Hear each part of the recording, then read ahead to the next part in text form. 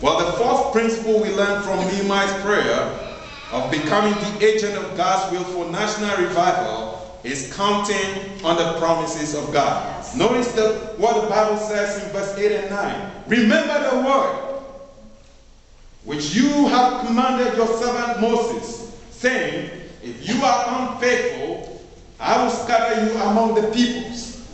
But if you return to me and keep my commandments and do them, though those of you who have been scattered were in the most remote part of the heavens, I will gather them from there and will bring them to the place where I have chosen to cause my name to dwell. Having identified himself in confessing the sins of the nation, Nehemiah now counted on the promises of God. He will hold God to his word. He will take God at his word. He will remind God of his own promises which cannot fail.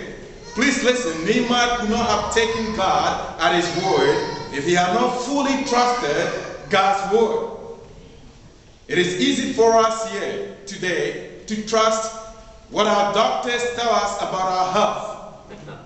However, trusting God, who is reliable and dependable, and whose word is true and trustworthy, is hard for us to do. This is appalling in the sight of God. I thank God for men like Nehemiah, who resolutely counted on every single word of God given to God's people.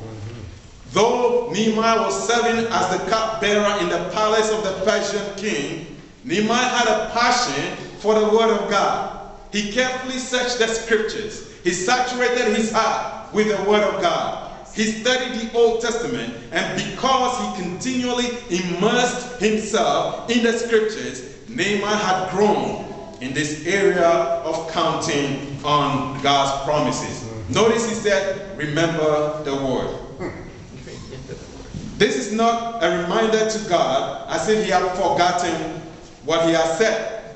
But this is an earnest plea to God to fulfill his word. In other words, Nehemiah is saying, God, I know the word that comes out of your mouth does not return to you void without accomplishing what you desire. So Nehemiah's study of the word of God was not merely an intellectual exercise. It penetrated his heart, he believed it, applied it, claimed it, clung to it, and counted on it. And if we are going to pray like Nehemiah prayed and experience God's powerful response on behalf of this nation, then we must also study the word of God. We must believe it. We must apply it. We must cling to it. We must claim it. And we must count on it. But you say, well, Nehemiah counted on God's promise because they were specifically given to Israel, but I don't see anything in the scriptures specifically given to me about America.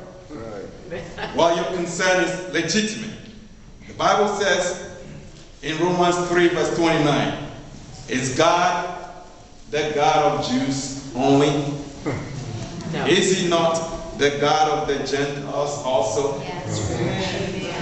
The resounding answer is what you've given. So we must not let anything rob us from counting on the promises of God.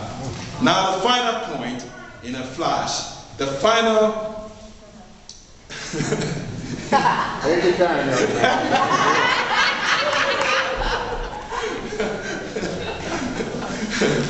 the final lesson we learn from Nehemiah's prayer is expressing confidence in God's compassionate character to hear and to act.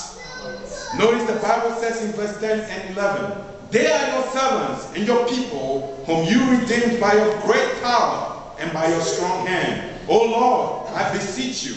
He's putting full court pressure again.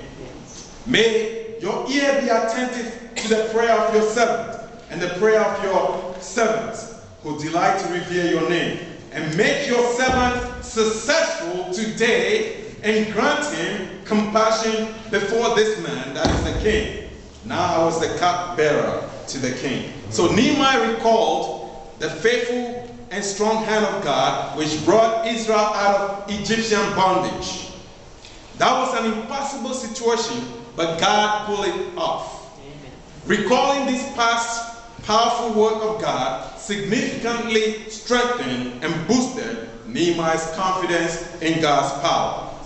And so, expressing confidence in God's compassionate character to hear and act, Nehemiah specifically requested God to grant him favor in the sight of the king. Why? For a bold plan was taking shape in his heart. In other words, Nehemiah was sensing that God was going to use him as an agent of national renewal and revival.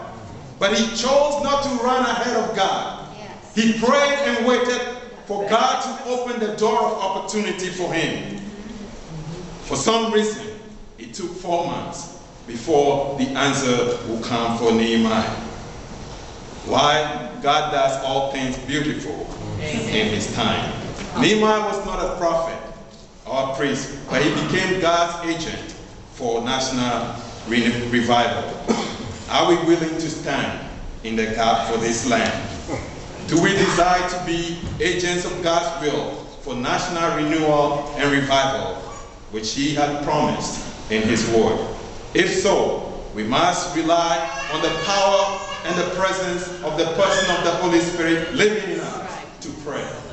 We must know the seriousness of the times, and we must no longer do business as usual. That's right. Amen. All right. Hallelujah. All right.